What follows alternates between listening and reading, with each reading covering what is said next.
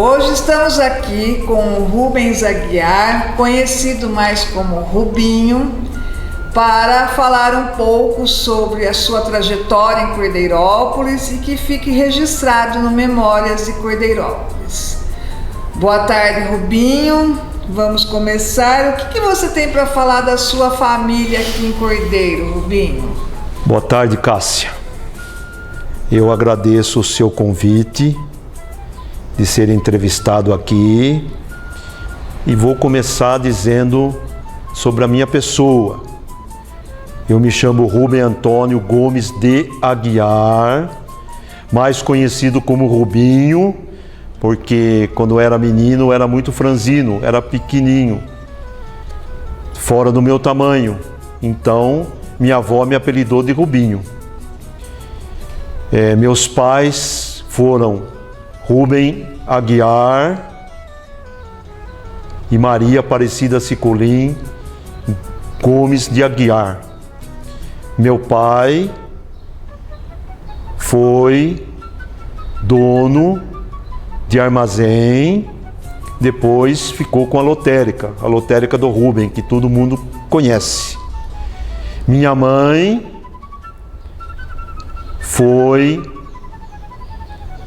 estudou, foi contadora formada, estudou em Limeira, trabalhou no Lucato e se aposentou na União. Eu nasci no Sobradão, hoje mais conhecido como Casarão, Sobradão dos Fratini, lá que o meu pai tinha armazém, meus avós tiveram armazém, foi lá que eu nasci. Quer dizer, nasci em Rio Claro, mas meus pais moravam no Sobradão, que o Vitor Levi, que hoje é propriedade do Vitor Levi, que ele restaurou. Por sinal, aqui fica o meu agradecimento, porque aquilo foi da minha família, e ele teve a coragem de restaurá-la. E sobre o seu trabalho, Rubinho, o que você tem a nos contar? Bem, antes de entrar no meu trabalho, Cássia, sim, eu vou dizer que fiz o grupo escolar do Coronel José Levi.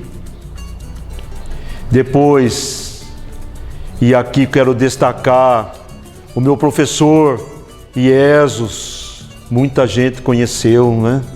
Então, há pouco tempo atrás ele nos deixou, foi o meu professor no 4º ano. Depois eu fui para o ginásio Coronel José Levi, aonde cursei os 4 anos do curso. E aqui eu preciso destacar algumas professoras. É bom que a gente lembre dessas professoras. Primeiro queria destacar a dona Didi Moraes, grande professora de português. Naquele tempo a gente estudava com ela literatura, teorema, já na primeira série, em 1971. Dona Didi foi uma grande professora. E olha que o lema dela era esse: se você quiser estudar, você fica na sala. Se você achar que você não deve estudar, você se retire. Quer dizer que a aula dela era uma aula muito séria. Eu aproveitei muito depois que entrei na Faculdade de Letras. Outra professora que eu quero me lembrar, também muito boa professora, é da dona Elizabeth Saad Ferreira, grande professora de português. Outra professora que eu quero me lembrar, a quem devo muito, é a Lúcia Coleta, grande professora de português. Essa gente tem que passar para a história de Cordeirópolis, não é? Essa gente merece passar para a escola de Cordeirópolis. Depois, então, depois disso, eu fiz o técnico de contabilidade. Aqui faço menção honrosa ao professor Ciríaco, que trouxe o curso de técnico em contabilidade trouxe o curso de computação, trouxe também os cursos de desenho ao senhor professor Ciríaco. Fica aqui a nossa gratidão.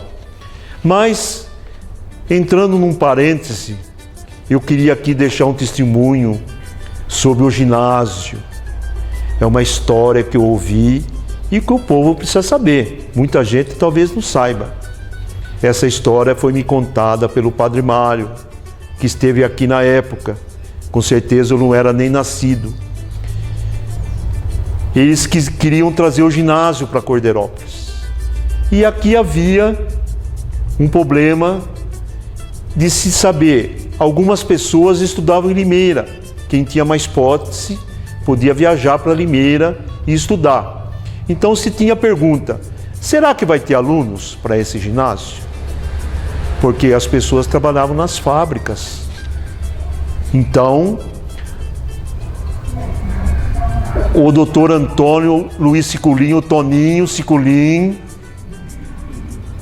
o professor Ciríaco, o Pedrinho Antônio Espanhol e o Mário Zaia lutaram para que o ginásio fosse trazido para Cordeirópolis. Isso precisa ficar registrado na história. Conseguiram trazer o ginásio aqui no tempo do prefeito do seu Jamil, Abraão Saad. Quando o ginásio veio, como ele era o prefeito, o ginásio foi colocado o nome dele, por causa que ele era o prefeito.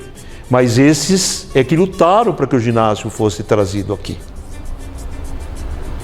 E continuando, falando um pouco do seu trabalho, Rubinho, quando você trabalhava no banco, no cartório, então, conta pra gente um pouco. Antes disso, eu queria, a respeito da minha família, dizer que os meus avós foram Antônio Ciculin e Antônia Zede Ciculin. E os meus avós paternos foi Antônio Gomes de Aguiar e Albina Fratini Aguiar. Aqui eu quero colocar um parêntese. Meu tio Nico, que nasceu naquele sobrado que mencionei, foi o primeiro vereador de Cordeirópolis. Chamava Adolfo Fratini. E ele, a minha família dizia que ele foi o primeiro vereador de Cordeirópolis, está registrado aqui na história. E naquele tempo o vereador não tinha salário. A pessoa era vereador por amor à pátria. Bem diferente dos nossos dias, né? Bem diferente. Mas eu tenho orgulho da minha família, porque pai e mãe a gente não escolhe. A única pessoa que escolheu a mãe foi Cristo, foi Nossa Senhora. Mas pai e mãe a gente não escolhe. Então, eu me sinto feliz em ter tido como meu pai e minha mãe. Bem, a respeito do meu trabalho, em 1973, eu fui trabalhar na Torção Sanches, do seu telefone Sanches Félix, aqui na Avenida. Foi lá que eu fui trabalhar. E lá tive o meu patrão como direto, o seu Quito Sanches, a quem eu devo muito. Foi um pai para mim. Foi um grande homem, uma pessoa que me ajudou muito. Eu era molecão, né? Então e ele me disciplinou. Trabalhei na fábrica e aqui eu quero mencionar algumas pessoas com quem eu trabalhei. Trabalhei com a Ivone Loureiro, minha grande amiga, que me acompanhou, era chefe da expedição. Também, depois, eu preciso aqui dizer que em 1977, o seu Sisto Ferrante, que nos deixou, disse para mim, me ofereceu uma vaga no Banco Mercantil de Limeira. Existia um concurso de 10 pessoas para ocupar essa vaga. E eu fui fazer o concurso e passei. Trabalhei na agência do Banco Mercantil de São Paulo, em Limeira, na Praça Dr. Luciano Esteves, até 1981, quando eu fui transferido para a matriz em São Paulo, na Avenida Paulista. Fui transferido para fazer um estágio na inspetoria do banco. E dentro da matriz eu passei por diversos departamentos e passei até 2013, quando me aposentei. E aqui eu queria salientar um fato curioso. Vocês já ouviram falar de Doca Street? Doca Street, para quem não conheceu, para os mais antigos, mas para quem não conheceu, foi o grande vilão dos anos 70, em que matou a Leila Diniz. E eu posso dizer para você que depois que ele cumpriu pena, ele era amigo do filho do Dr. Gastão. Ele entrou no Banco Mercantil de São Paulo e foi o meu chefe durante 16 anos. E aqui vou dar um testemunho a favor dele. Ele morreu o ano passado. Ele foi um chefe maravilhoso, a pessoa mais educada que eu conheci, o chefe mais justo que eu tive. Mas infelizmente ele era um psicopata. Ele matou a Leila Diniz e nunca se arrependeu, porque eu tive a curiosidade, como vocês sabem, a gente trabalha com uma pessoa dessa, a gente tem a curiosidade de saber o que aconteceu. E um dia perguntei para ele: Doca, vou fazer uma pergunta para você. Você não é obrigado a me responder. Você se arrependeu de matar a Leila Diniz?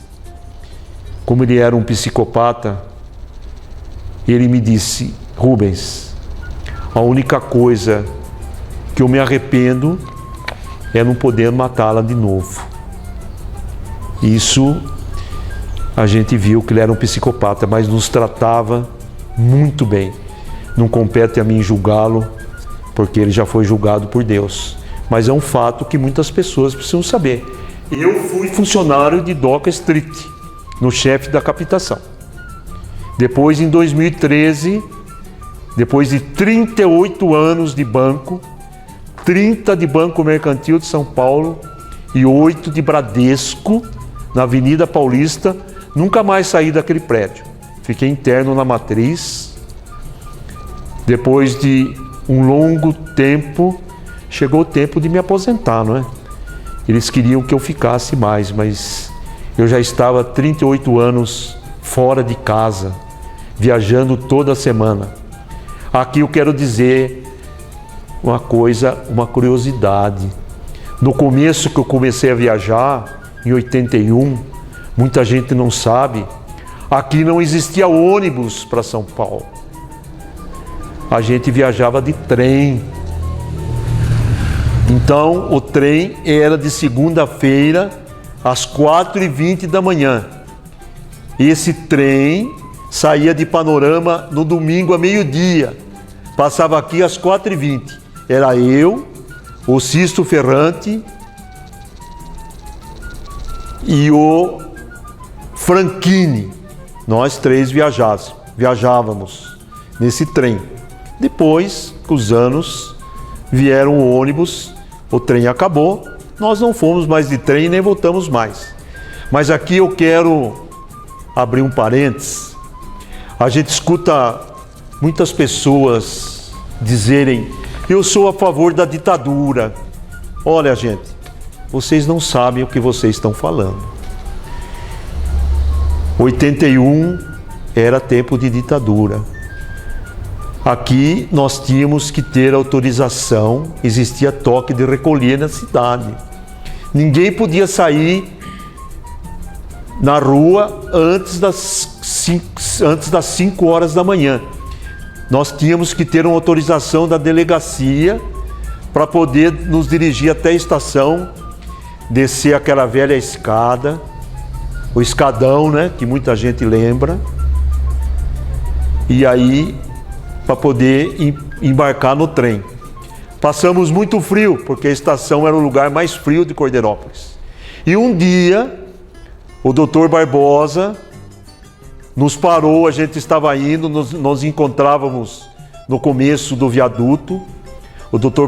Barbosa nos parou e esqueceu que nos tinha dado autorização.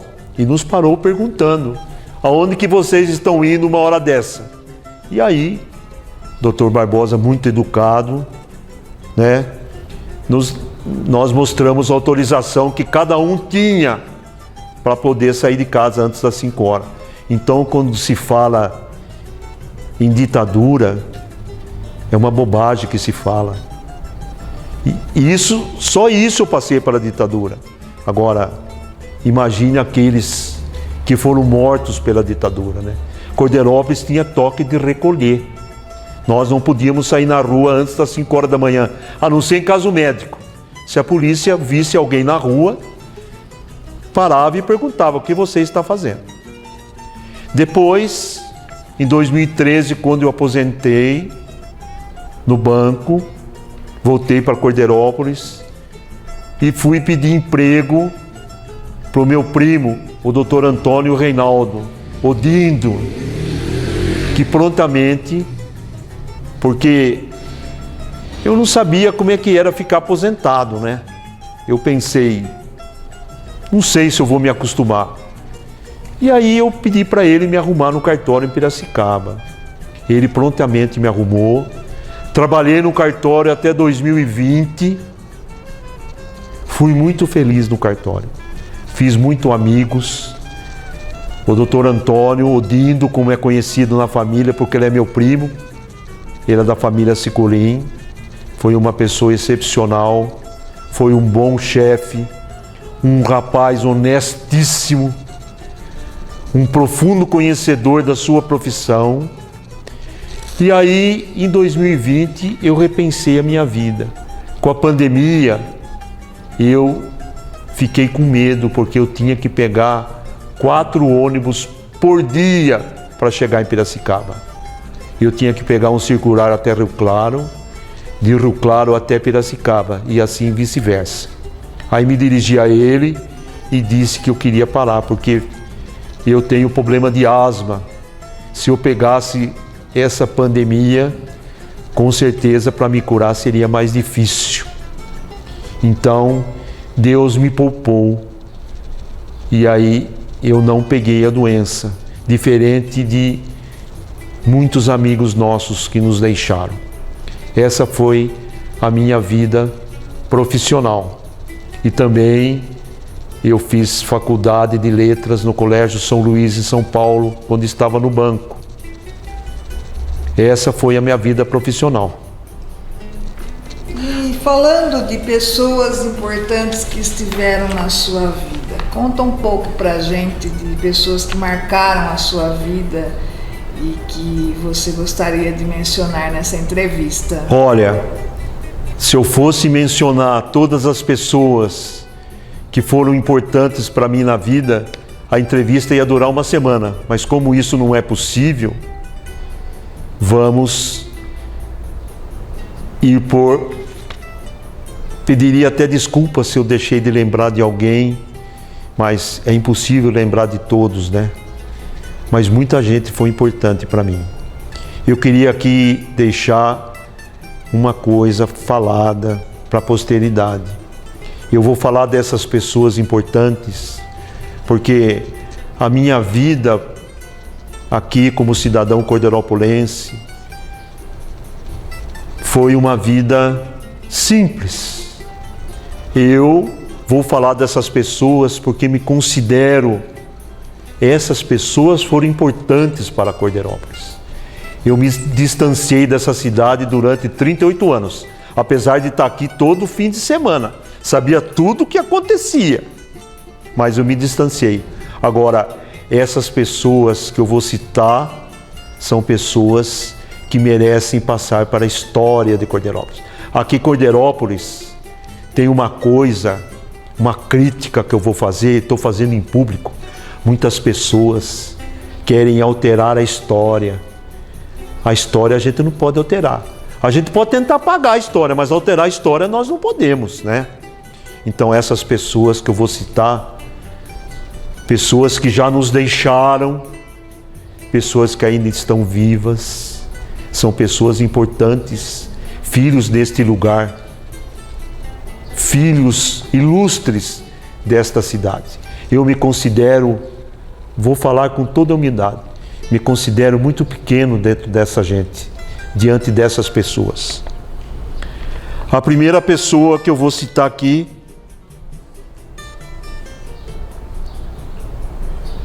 é meu grande amigo, Padre Heraldo. Padre Heraldo foi um dos grandes sirineus da minha vida. Quando ele era pequeno, um dia ele não parava na missa. A sua mãe, a Maria Moraes, levou ele na missa, ele não parava. Ele era pequeno, loirinho. E ela, no fim da missa, foi levar ele para o Padre Mário benzer, dar uma bênção nele. E ela disse para ele: padre, dá uma bênção nesse menino, porque ele não para. E ele deu a bênção, depois ele profetizou. E disse: Maria, eu acho que este menino vai ser padre. A Maria disse para ele: pelo amor de Deus, padre, não deseje isso para o meu filho. Mas depois ela foi uma mãe que entregou este filho ao sacerdócio. Teve orgulho desse filho, não é? Essa mãe que trabalhou, mas depois vai chegar na hora em falar da Maria Moraes. O Padre Heraldo, quando morreu o Padre Mário, de manhãzinha, no velório, mandou a sua irmã Cássia ir lá perguntar para mim se eu precisava de alguma coisa. Ele não pôde vir, mas lá de São Paulo pediu com a Cássia, e a Cássia compareceu lá perguntando se eu precisasse de alguma coisa, que ela estava à disposição.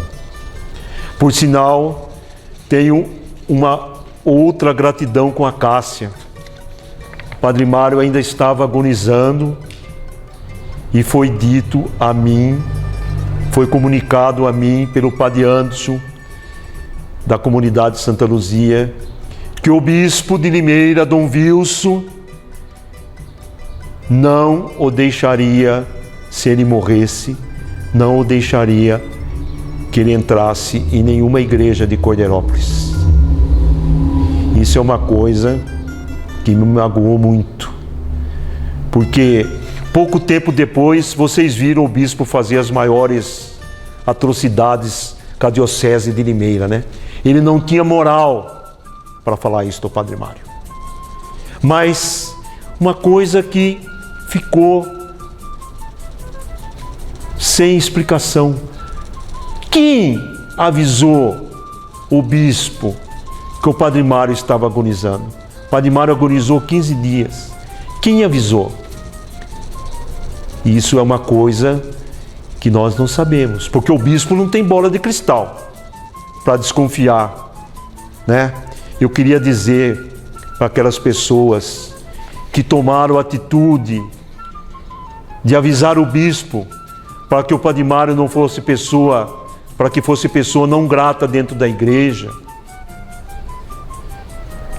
que Jesus, quando olhou para o bom ladrão no alto da sua cruz, ele não perguntou se o ladrão tinha feito alguma coisa errada. Ele não exigiu do ladrão nenhuma confissão.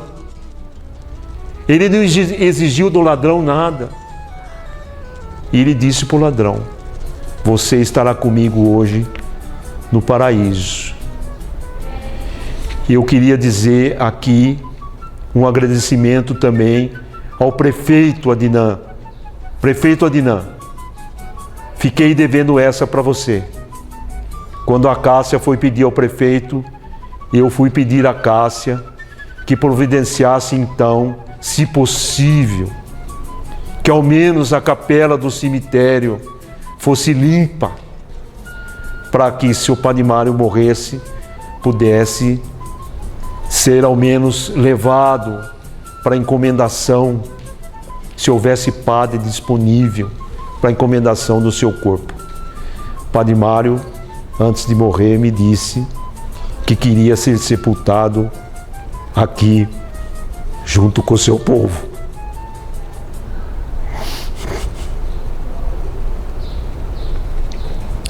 E aqui ele foi sepultado.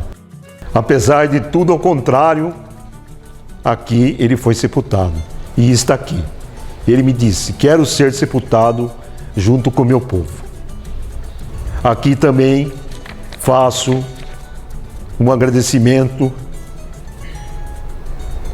ao meu grande amigo, aos meus amigos, Padre Márcio, grande filho de Cordeirópolis, sacerdote por excelência, que estava num avião no domingo que o Padre Mário morreu e desceu do avião, porque sabia que não haveria encomendação.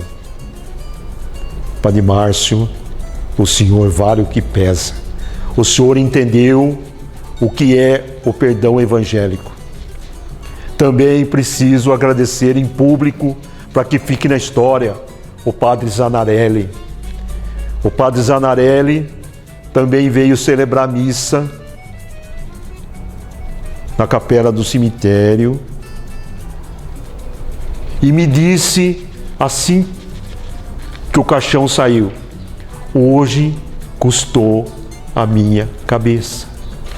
O bispo disse a ele: se você for celebrar missa para esse traste, assim se referiu ao Padre Mário. Traste foi o bispo. Essa é a resposta que eu tenho que dar. Que não entendeu nada de perdão. Você não precisa mais voltar. Mas o Padre Zanarelli foi o homem. Entendeu a doutrina da igreja. Entendeu o que é perdão. Aqui também preciso agradecer a Sandra, vereadora, porque ela também interviu. O Adnan fez uma comunicação na época ao Valdinei, que era o pároco, dizendo que ia ser levado o corpo para a capela do cemitério. E o Valdinei respondeu: leve aonde você quiser, não trazendo na igreja, leve aonde você quiser. Olha, é uma mágoa muito grande, hein? E aqui eu não falo criticando a igreja, de jeito nenhum. Aqui estou criticando aqueles que em nome da igreja nada entenderam. Porque Jesus disse: atire a primeira pedra quem não tiver nenhum pecado. Santo Agostinho até estava lendo esses dias a frase dele: Deus não nos julga pelos atos errados que nós fazemos. Deus nos julga pelas vezes em que reparamos esses atos no longo da nossa vida. Mas isso eu vou dizer depois no tópico também da igreja. Mas é uma mágoa que eu tenho muito grande, porque se o Padre Mário errou, ele também acertou. Ele trouxe cultura para essa cidade, ele trouxe a música. Hoje, se existe a CESAC em Cordeirópolis, foi a ideia do Padre Miranda. Tá certo, o Padre Miranda melhorou a ideia da CESAC. Deve-se a ele. Mas foi em 1961, está no livro do tombo da paróquia, que houve arrecadação de alimentos. Em 1961. Por sinal, essa ideia foi dada pela Dona Inês Cassiano. Olha como são as coisas, né? Ela deu ideia e o Padre Mário começou a recolher. Depois o Padre Miranda chegou, melhorou a ideia, transformou a CESAC no que é hoje. Mérito aos dois. Bom, e continuando, fala algumas curiosidades que você sabe, Rubinho. Ou se você quiser continuar falando das pessoas que têm ligação aqui. Então, eu vou falar mais de pessoas importantes. Padre Butião foi um grande benfeitor de Cascalho. Também um grande amigo do Padre Mário, nunca o desprezou. Aqui falo do Padre Anderson, da Santa Luzia. Foi também um grande benfeitor meu, me auxiliou quando eu precisei. Por sinal, ele queria receber o corpo do Padre Mário na Santa Luzia. Também foi impedido. Aqui falo do meu grande amigo que nos deixou na pandemia, o diácono Messias. Foi um sirineu, porque o Padre Mário, antes de morrer, pediu a ele que queria que ele fizesse a encomendação religiosa. E o Messias disse ao bispo: o senhor tome a atitude que o senhor quiser contra mim, mas eu vou benzer o corpo do Padre Mário. Foi ele que me batizou, ele que me fez meu casamento, e ele pediu, e ele foi. Foi homem. A você, Messias, da onde você estiver agora, fica aqui o meu agradecimento. Já falei da Ivone Loureiro, minha grande amiga da fábrica. Aqui tem que abrir um parênteses ao meu grande amigo Irineu Loureiro, com quem trabalhei na igreja há muitos anos. Foi ele que me ensinou a técnica de dobrar os sinos. Eu fui sineiro oficial, porque vocês sabem, quando morria alguém aqui em Cordeirópolis, o velório era na casa e as pessoas eram levadas na igreja para a encomendação. E o Irineu trabalhava na fábrica, eu era ainda menino, molecão, adolescente, e achou de me ensinar como era a técnica de dobrar os sinos. Nem força muito eu tinha que usar muita força, mas ele me ensinou. E não tive a oportunidade de dobrar os sinos quando o Padre Mário morreu, porque fui impedido para isso. Até isso negaram. Até isso negaram. É bom que fique registrado. Quando eu fui pedir para se dobrar os sinos, responderam para mim: esse traste não merece. Tem que ficar na história. Depois, também, meu grande amigo Antônio Araújo, seu Toninho Araújo, que trabalhei com ele na igreja, foi sacristão por muito tempo. Preciso me lembrar dele. Como não lembrar de minha grande amiga e professora Dona Amália Malheiro Moreira? Aqui preciso contar uma historinha da Dona Amália. Eu era menino, fiz a primeira comunhão e naquele tempo a missa era em latim. O povo não respondia a missa. E a Dona Amália, como professora, sabia latim. Ela, com mais o seu Luiz Magrin e mais a Dona Isaura Garcia, é que respondiam a missa. Por sinal, por ela e a Dona Isaura serem mulher, tinha que ter autorização especial da cúria para elas poderem responder à missa. Mas a Dona Amália já estava velhinha, e no ritual da missa antiga tinha muitas genuflexões. Ela já não podia mais fazer as genuflexões.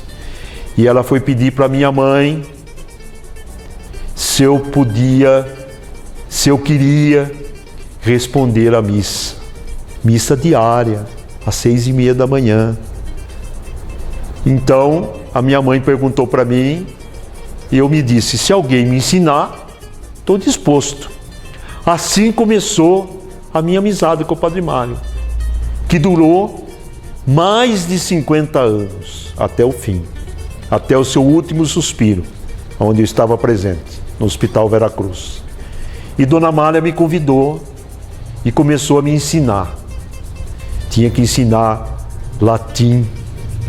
Além de decorar além de saber pronunciar o latim, tinha que decorar. Depois comecei então a responder a missa todo dia às 6h30 da manhã. E olha, para responder a missa tinha que comungar. E o jejum era desde a meia-noite. E quando acabava a missa, eu não tinha tempo de voltar para minha casa, porque ia à escola no segundo ano, em 68. Eu não tinha tempo de voltar em casa para tomar café.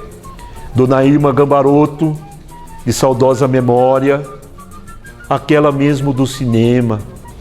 Depois eu vou me lembrar dela num outro fato. Ela me levava uma canequinha de café com leite e eu tomava no fundo da sacristia.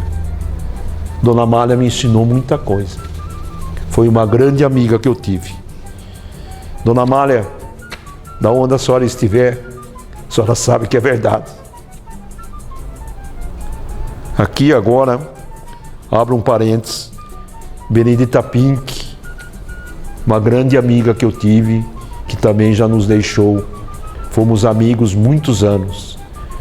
É uma pessoa que precisa ser lembrada no trabalho dela, da merenda. Trabalhou incansavelmente para a merenda das crianças de Cordeirópolis. Tem que ser lembrada. Essa gente tem que ser lembrada. Não pode ser esquecido. Aqui agora faço menção de Dona Maria Leme. Quem não lembra de Dona Maria Leme? Pessoa humilde, com os pés defeituosos, uma vida difícil. Trabalhei muito tempo com ela na igreja. Uma pessoa de uma humildade indescritível. Precisamos lembrar de Dona Maria Leme. Depois aqui me lembro do Cido Panágio. Aqui preciso contar uma pequena historinha para não me alongar muito. O Cido Panágio era da Congregação Mariana de Cordeirópolis. E na Semana Santa, ele colocava a cortina no crucificado para cobrir, para se velar. E aquele tempo não é como hoje, que tinha escadas tão fáceis de alcançar o crucificado em cima, lá no fundo da igreja. Ele amarrava 3 escadas com corda. Subia na escada como um macaco sobe numa árvore. E um dia que ele foi levar o véu para uma cortina, era uma cortina enorme. Ele subia com uma mão na escada e uma segurando a cortina. E eu estava embaixo com o Padre Mário e o Irineu Loureiro. E ele subiu com a cortina para colocar. Quando ele chegou lá em cima, ele colocou a cortina no crucificado e ficou embaixo da cortina. E demorou para descer. O Padre Mário achou que ele estava com algum problema. E perguntou para ele, isso eu me lembro como se fosse hoje: Panágio, que você fica fazendo tanto tempo aí em cima?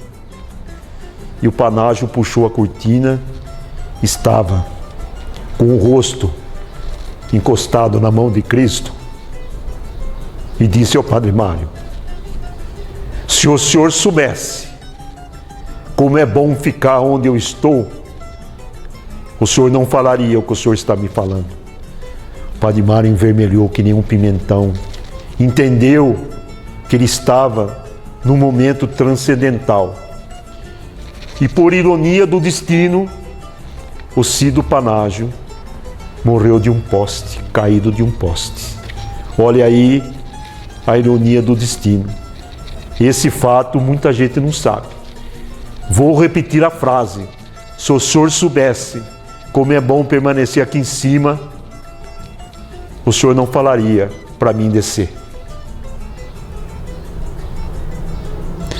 Depois eu preciso dizer, aqui, trabalhei muito tempo na igreja com Dona Inês Cassiano, mulher boa, sorridente, humilde, que fez o Princesa Isabel, sempre de uma bondade. Cordeirópolis deve muito a Dona Inês Cassiano. Ela tinha o albergue dela lá para as pessoas que não tinham onde dormir. Um lugar simples, quartinho simples, mas aonde as pessoas eram tiradas do frio e levadas lá. Dona Inês foi uma pessoa que sempre será lembrada aqui para Cordeirópolis. E por incrível que pareça, hoje, aqui eu falo para o poder público, né, como cidadão cordeirópolense posso falar.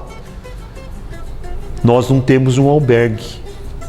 Pelos anos que eu viajei de madrugada nas rodoviárias da vida, vi muita gente deitado nas rodoviárias aqui no tempo de frio, coberto só com jornal. Vi muitas vezes também ser retirado das rodoviárias pela polícia. E a Dona Inês acolhia essa gente com um cafezinho da manhã. De sábado, depois da missa, sempre eu ia tomar um café na casa da Dona Inês. Preciso aqui dizer, também seja lembrado a Dona Solidéia Carandina, que trabalhou no ginásio. Solidéia foi uma grande colaboradora da nossa paróquia, trabalhou incansavelmente na União das Filhas de Maria. Aqui, agora, preciso lembrar do professor Avelino Lordelo. Aqui eu tenho que abrir um parênteses importante. O professor Bento, além de ser professor desta cidade durante muitos anos, foi também tesoureiro da paróquia no tempo do Padre Mário. E é um fato aqui que eu até já pedi ao prefeito, mas vou falar em público para que fique registrado, porque palavras o vento leva, mas o registro não leva. O professor Bento ele veio de Piracicaba para cá. O professor Bento trouxe de Piracicaba a frase que está no portal do cemitério: todos somos iguais. Preste bem atenção no que eu vou dizer. Todos somos iguais. Esta frase permaneceu no portão antigo do cemitério, gravado na pedra. Todos somos iguais. Não sei quem foi o inteligente, porque quando a pessoa faz alguma coisa que não usou muita inteligência, a gente não acha quem foi, né? Tampou essa frase. Mas essa frase foi trazida para o portão principal da entrada do cemitério, o portão novo. Só que a frase foi adulterada. A frase foi colocada: aqui somos todos iguais.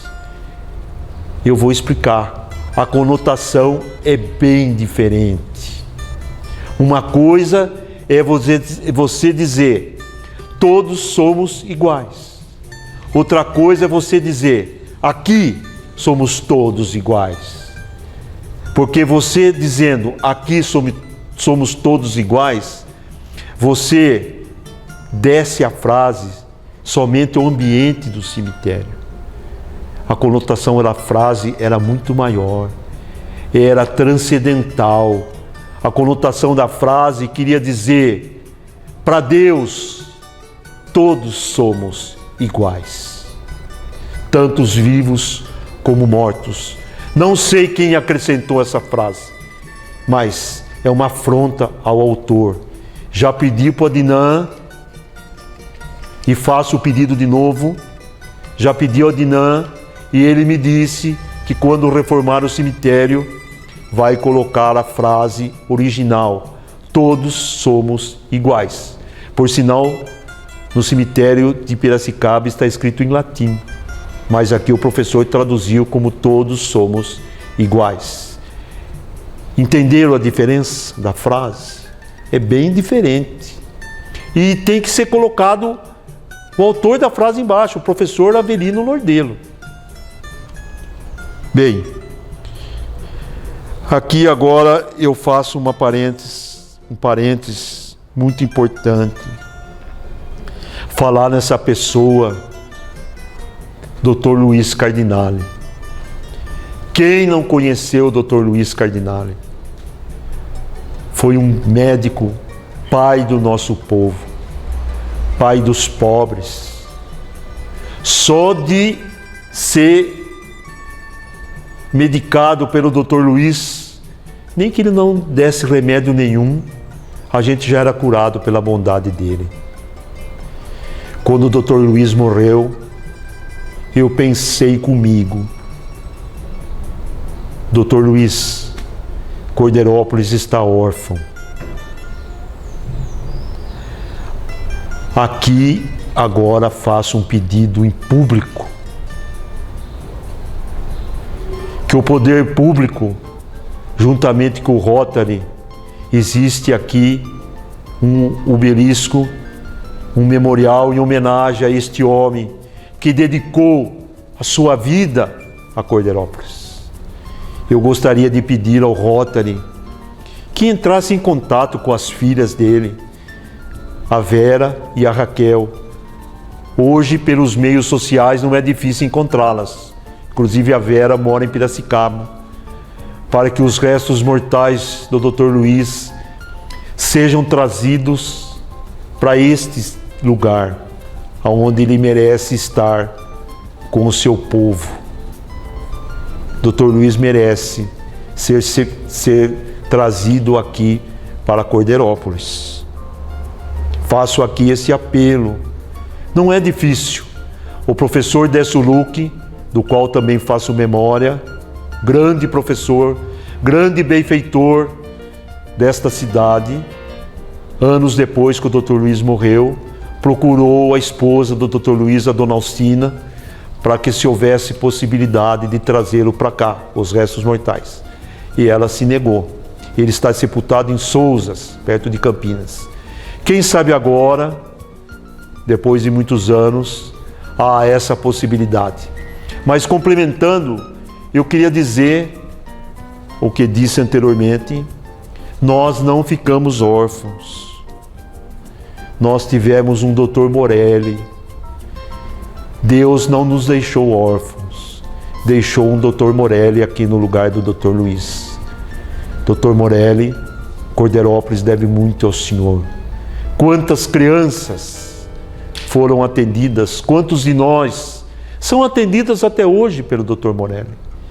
Este homem ilustra, orgulha Cordeirópolis.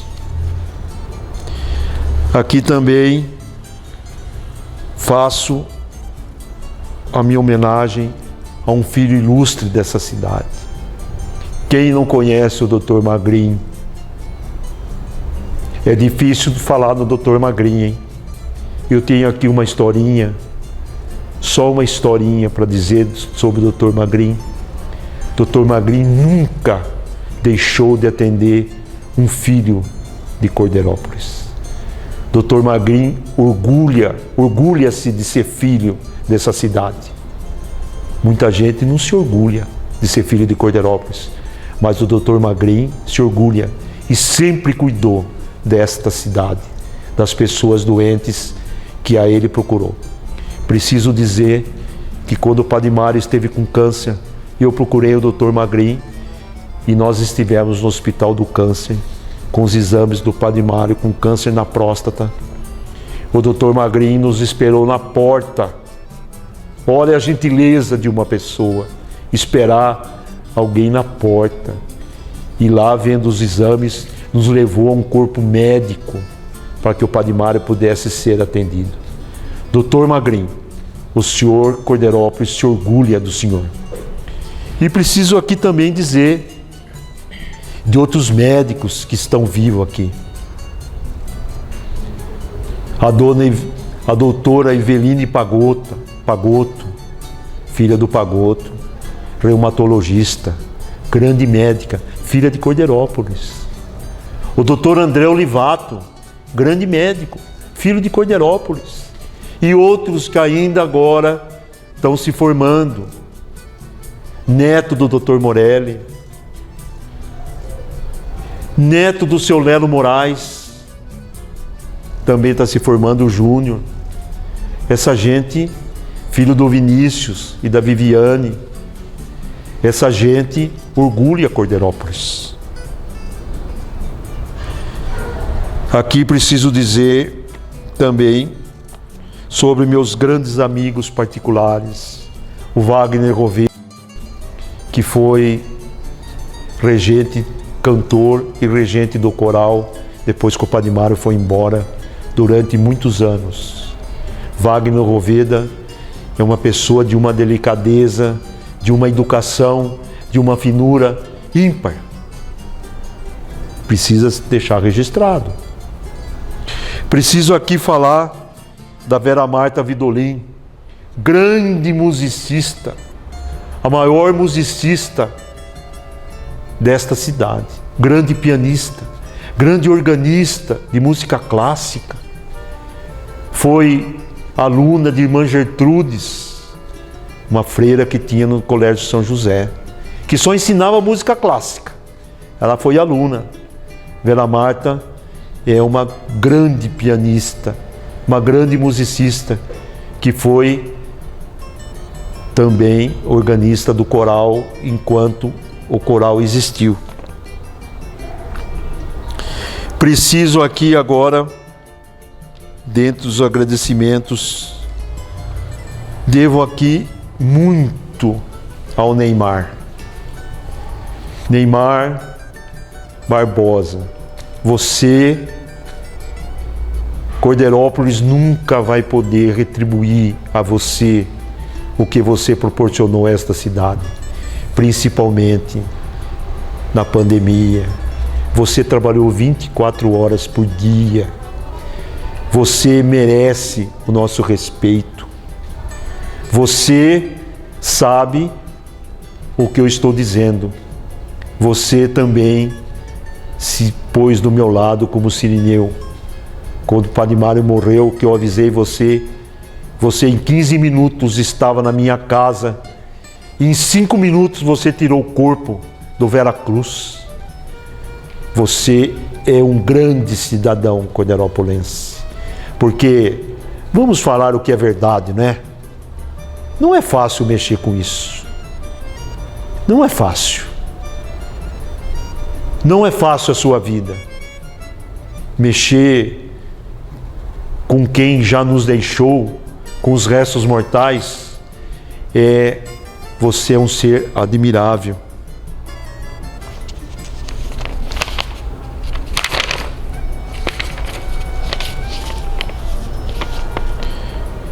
Eu queria aqui pedir desculpas se eu esqueci de alguém, porque é impossível numa entrevista dela lembrar de todos, né?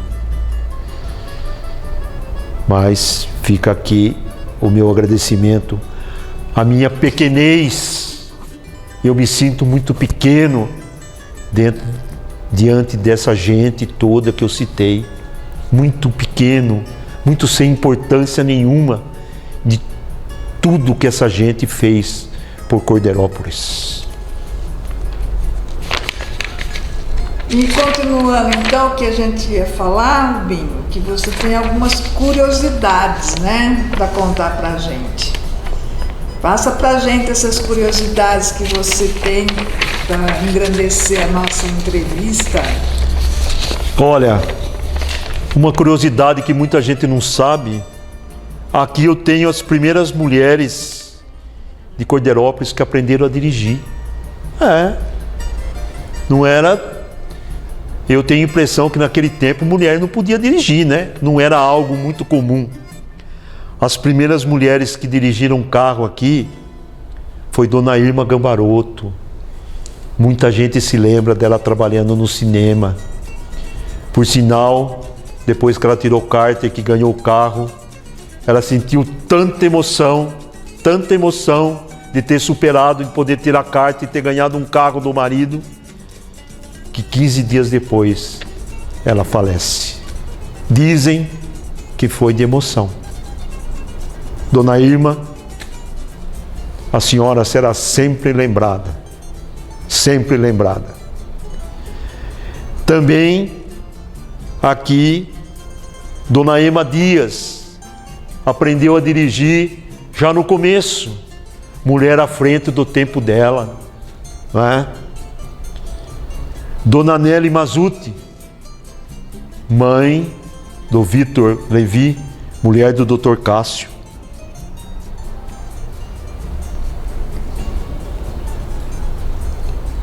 Existem outras curiosidades que eu já citei aqui, que estão no contexto da entrevista, apenas para poder somar.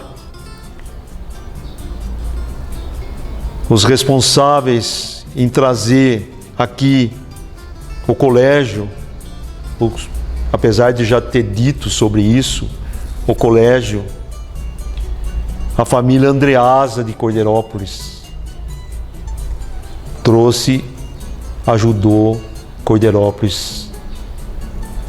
E aqui também fica o agradecimento ao seu Jamil, que consentiu como prefeito. Seu Jamil estava anos na frente do tempo dele. Mas eu vou dizer depois, num outro tópico, sobre o seu Jamil. Podemos seguir, Cássia? Sim, agora o melhor, né? Falando sobre a igreja, né? Que você é um homem que viveu para a igreja, além da sua família, né? Para a igreja também. Então conta pra gente um pouco dessa sua trajetória na igreja.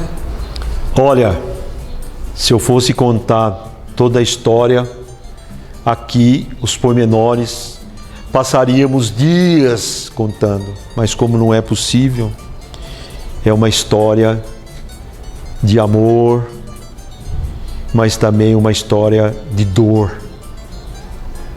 Como já disse, fui levado a trabalhar na igreja em 1968. Fiquei como um ano como assistente da missa em latim. Depois veio o concílio, o povo passou a responder, eu passei a ser acólito nas missas. Cantei no coral das crianças. Cantei depois no coral de adultos. Fui porteiro do cinema. Porteiro do cinema. Quem sustentava a paróquia aqui em Cordeirópolis não era dízimo como tem hoje, não. Não era grandes festas. Era o cinema. Quem não se lembra do cinema? Saudosa memória. Por sinal, Cordeirópolis teve 2 cinemas, né? A sede social católica e o cinema, onde a dona Idalina, ela que vendia, a dona Idalina, mãe da Dadá, ela que vendia os ingressos. O cinema ali era na 7 de setembro. Cine Paulista, né? O Cine Paulista, bem lembrado, Cássia. Depois, então, trabalhei, fiquei até o Padre Mário. Fiquei assim, cuidando da biblioteca, do coro da igreja, as partituras, ajudava nas missas. Depois, o Padre Mário foi embora em 3 de fevereiro de 76. Eu pensei em abandonar esse serviço. Porque você sabe, muda o chefe, muda tudo. Mas assim mesmo, fui teimoso. Fui teimoso em ficar. Não sei se hoje ficaria. Me arrependi de ter ficado. mas diz que a gente não deve se arrepender do bem que faz. E aí, depois do Padre Mário, a paróquia ficou sede vacante, ficou sem padre durante 2 anos.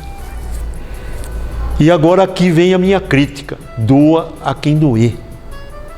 Apareciam os donos das paróquias, paróquia sem padre, vinha o padre Quirino, coitadinho, celebrar as missas, começou a aparecer os donos da paróquia.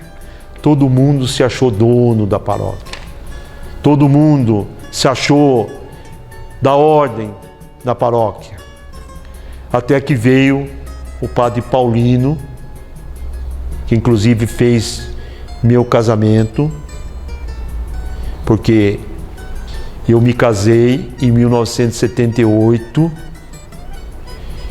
com a minha esposa, chamada Rosana Elisa Cerchiari Aguiar, que conheci na fábrica. Porque, voltando um pouco na minha vida, é preciso voltar um pouco para poder preencher. Eu pensava em ser padre, me passou pela ideia, mas Deus tinha outros planos para mim: construir família, edificar uma família. Me casei em 1978, tive 2 filhos, o Tiago Gomes de Aguiar, que é formado na USP Matemática em São Paulo, e o Guilherme, que é formado na PUC de Campinas. Hoje eu entendo que Deus me poupou de não ter sido padre, porque se eu fosse padre hoje, do jeito que as coisas estão, eu estaria jogado em algum canto em Rondônia, lá no fundo de uma capelinha, passando fome, com certeza. Eu tenho que agradecer a Deus, Deus me poupou, Deus não quis isso para mim, e eu vou explicar depois o porquê. Depois disso, do padre Paulino, veio o padre Antônio Janone, que estava doente,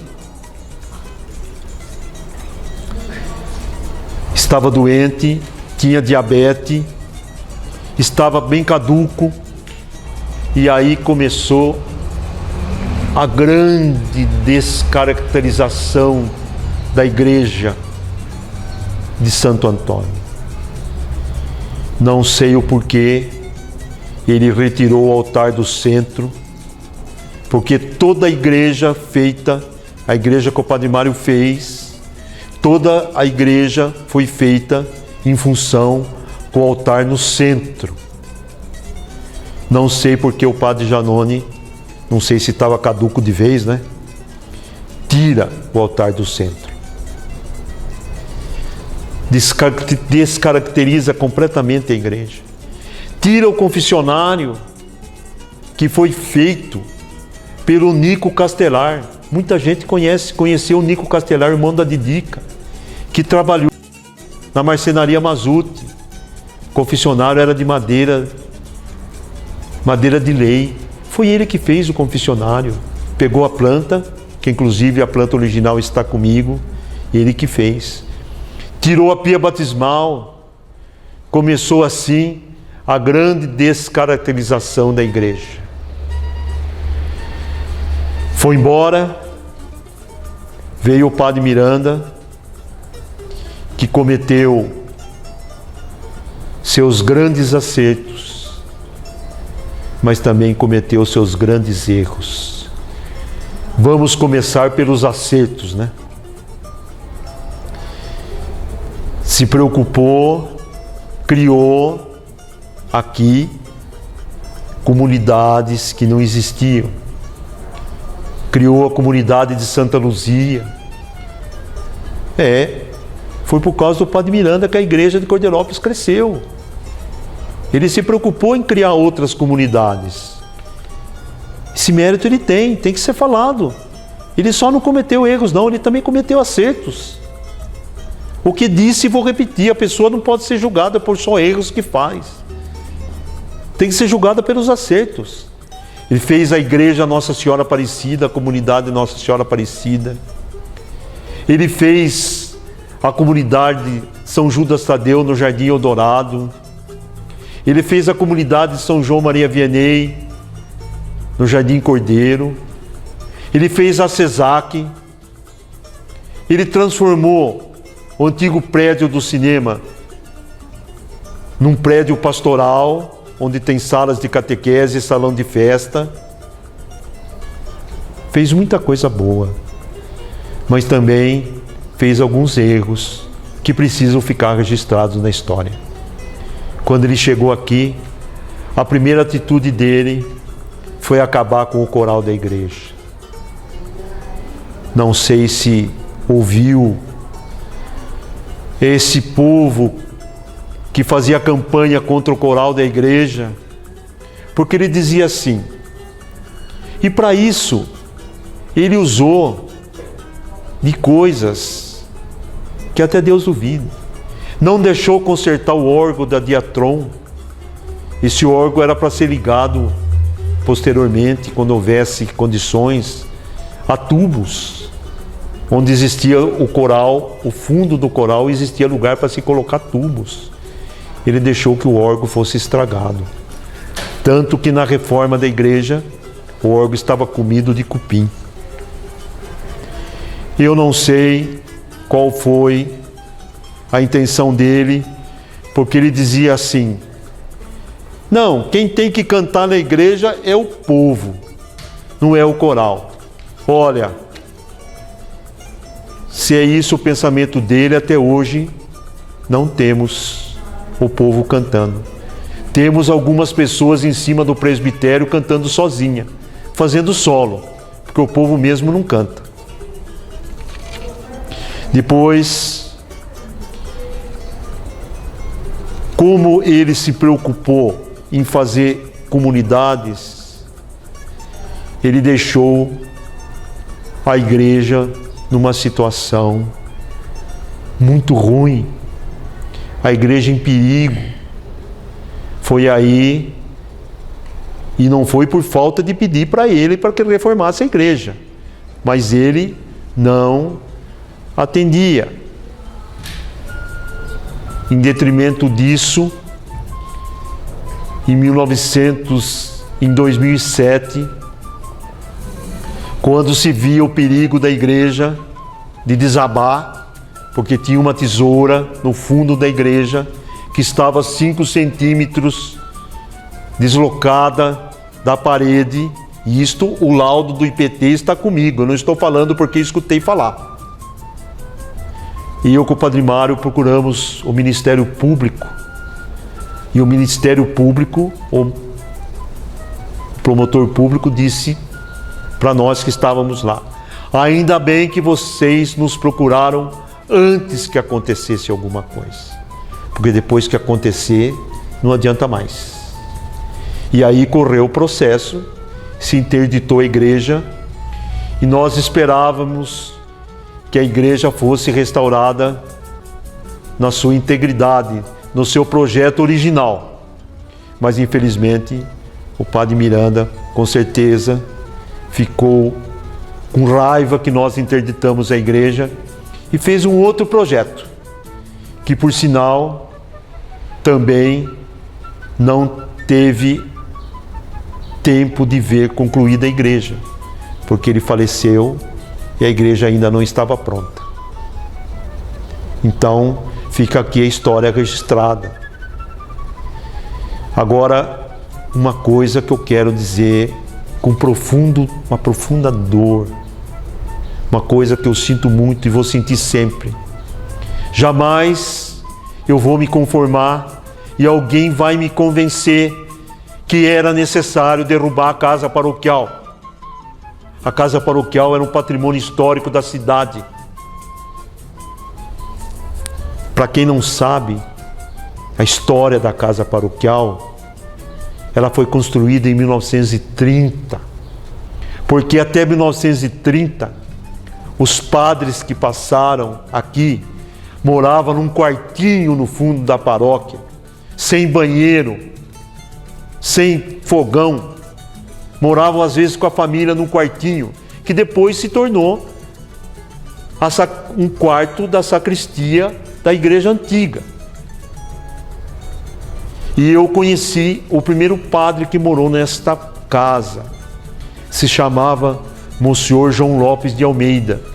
Em 1975, ele era vigário-geral da Diocese de Campinas. Ele foi o primeiro morador desta casa com a irmã dele, chamada Arminda. Ele veio visitar o Padre Mário, porque estava muito doente e gostaria de ver a casa antes de morrer. E um domingo à tarde, ele esteve na casa do Padre Mário, um pouco antes da missa, acompanhado de Dona Amália e da irmã dele. E na conversa lá dentro, foi servido um café para ele. Ele disse ao Padre Mário: eu preciso dizer uma coisa ao senhor. Esta casa foi a mais bela casa construída no tempo em Cordeirópolis. Para quem não sabe, foi a primeira casa que teve banheiro dentro, inclusive banheiro dentro do quarto, uma suíte. Por quê? Porque naquele tempo, Cordeirópolis não tinha rede de esgoto, era fossa. Ligaram os banheiros à fossa lá do quintal. Então esta casa tinha uma história muito importante, patrimônio histórico. Olha, é de não acreditar que alguém na calada da noite, sem consultar a comunidade, pensa em derrubar essa casa para que no lugar ficasse um terreno maior para colocar barraquinha de vender bolinho. É inacreditável, eu não consigo acreditar. Existem outras hipóteses, o qual eu fiz uma pesquisa. Aqui eu tenho que enaltecer a pessoa do Bakushina. Todo mundo conhece o Bakushina, aquele que é demolidor. Ele foi chamado para demolir a casa. Ele não quis demolir a casa. Foi oferecido para ele a importância para ele demolir. Ele não quis demolir a casa por dinheiro nenhum. Ele achou que dinheiro nenhum ele poderia receber para demolir a casa. Bakushina, você foi o homem. Você não se vendeu pelo dinheiro. Existe a hipótese que a casa tinha que ser derrubada porque tinha maldição sobre a casa. Olha o absurdo disso. Com certeza foram dizer para o padre, para o Valdinei, que a casa tinha que ser derrubada. Ele se aproveitou da ignorância da pessoa. Então tá bom, vamos derrubar. Foi chamado, a casa foi derrubada sem consultar ninguém da paróquia. E aqui eu tenho que dizer que a casa foi derrubada sem ninguém saber. Só algumas pessoas da comunidade se reuniram e tomaram a decisão para que a casa fosse derrubada. Uma perda irreparável. A paróquia perdeu seu patrimônio histórico.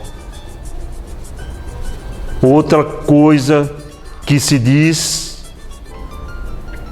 além da maldição que a casa tinha que ser derrubada. Um absurdo. Gente, ninguém ficou sabendo. Inclusive, aqui eu tenho que dizer que nem o Zé Vito sabia que a casa ia ser derrubada.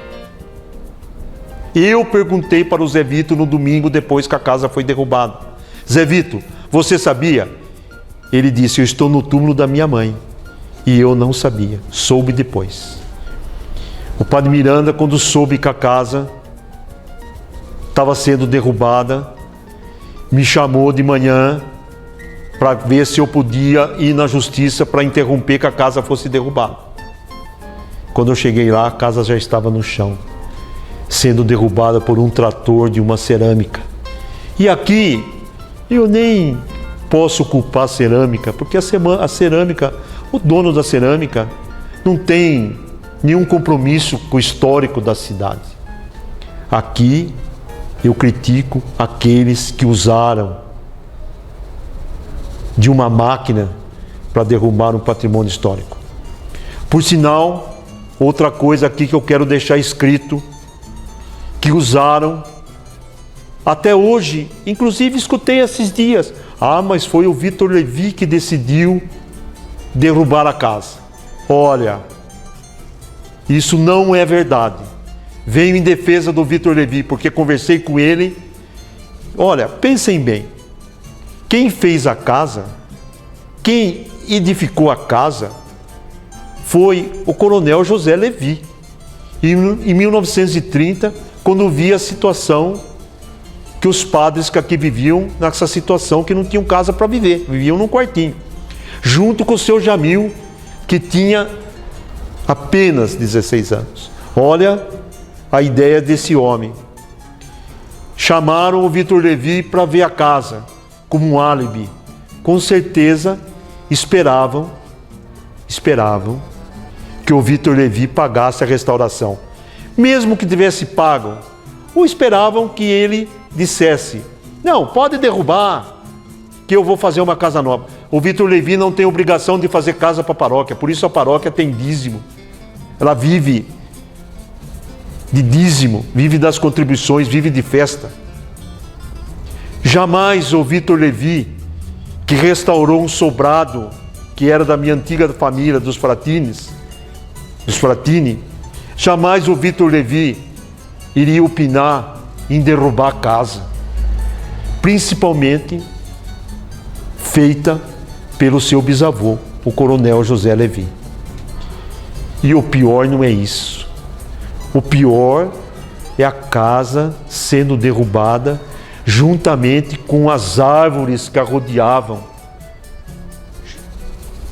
num ano em que a campanha da fraternidade era da ecologia. Olha o crime cometido. Para quem não sabe, naquele quintal, cada árvore plantada foi plantada por um padre que aqui passou. E aqueles coqueiros da frente foram plantadas pelo Padre Miranda. Quando eu voltei na casa do Padre Miranda e disse: está tudo consumado, as árvores estão derrubadas e a casa também. Ele me disse: hoje fui abalado muito emocionalmente. Hoje eu comecei a morrer. A saúde do Padre Miranda começou a deteriorar muito. E daí para frente ele começou a piorar muito. Porque aqueles coqueiros que ele plantou, ele trouxe mudas da Mata Atlântica.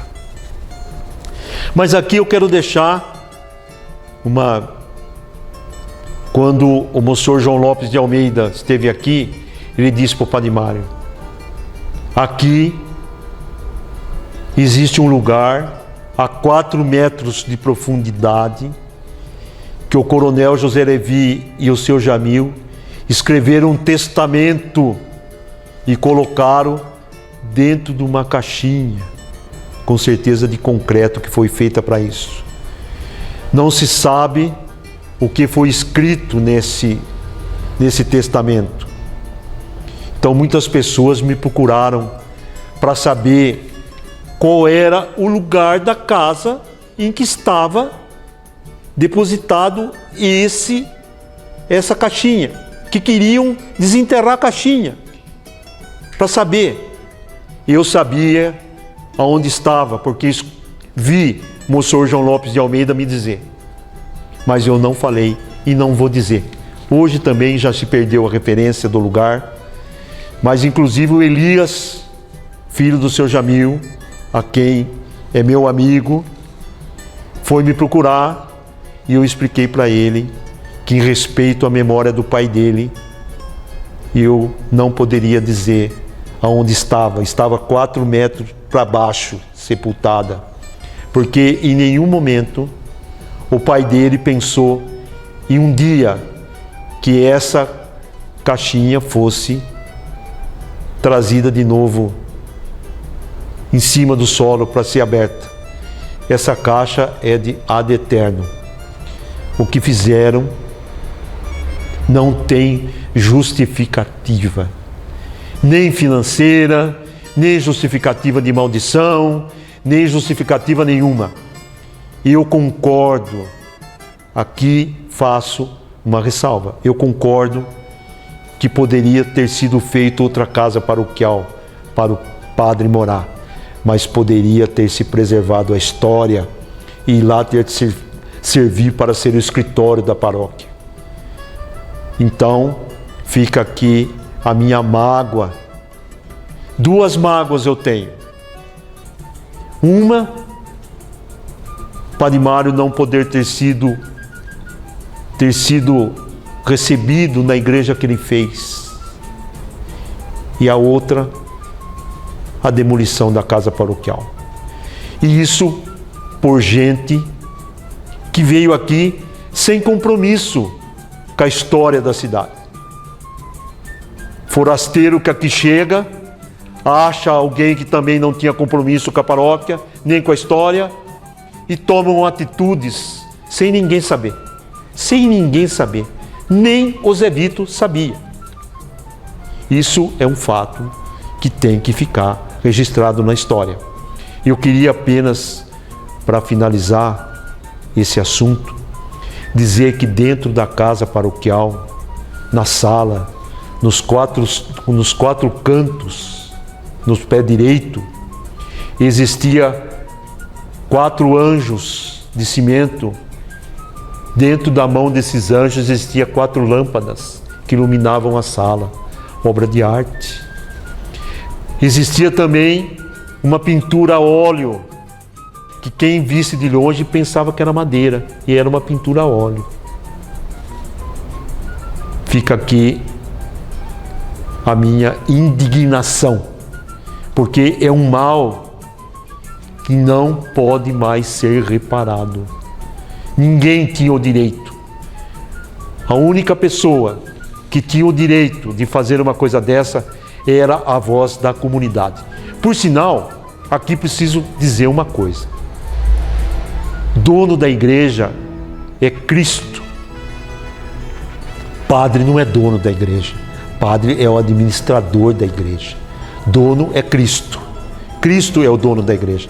Então as pessoas, os leigos, tem muita gente boa que trabalha dentro da igreja. Muita gente boa. Aqui preciso dizer, muita gente que está lá para servir, mas muita gente que está lá também para mandar. Muita gente que está lá para ditar ordens, que não está lá para servir. Por isso, quero aqui dizer, saí, continuo católico, apostólico, romano, praticante. Sou da verdadeira igreja de Cristo. Não essa igreja que inventaram, os progressistas inventaram aí. Porque essa igreja que os progressistas inventaram não é a igreja que eu aprendi no catecismo. Se essa igreja que eu aprendi no catecismo está errada, então está tudo errado. Tudo errado. Então por isso, às vezes sou intitulado como conservador, como não sei o quê, como atrasado. E não é bem isso. Apenas eu sou coerente com a minha fé. E digo porque saí. Olha, às vezes a gente é mais fiel porque sai do que porque fica. Porque você não consegue consertar o que está errado. Rubinho, nas suas conclusões finais, eu gostaria de que você se dirigisse às pessoas, o que você quer falar para Cordeirópolis, para toda a nossa população.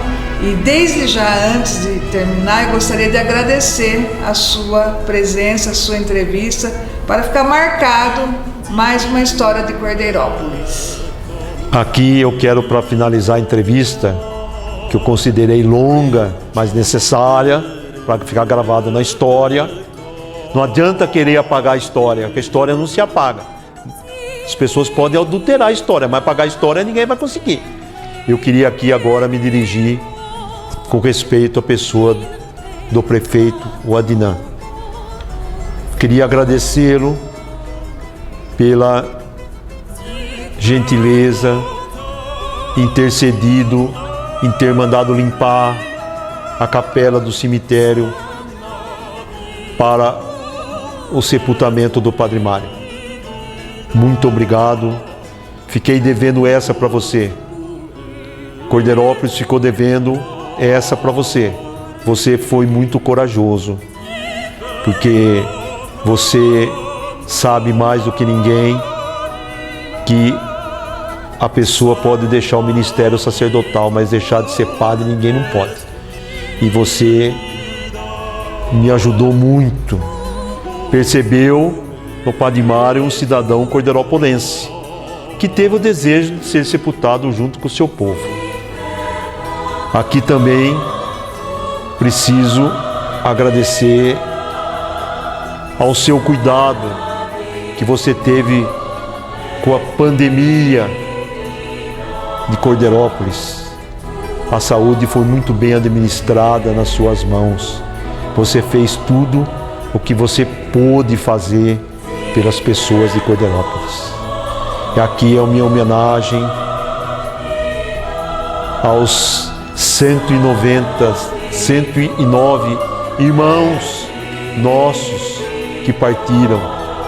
Adnan, quando você for reformar o cemitério, vou te dar uma sugestão.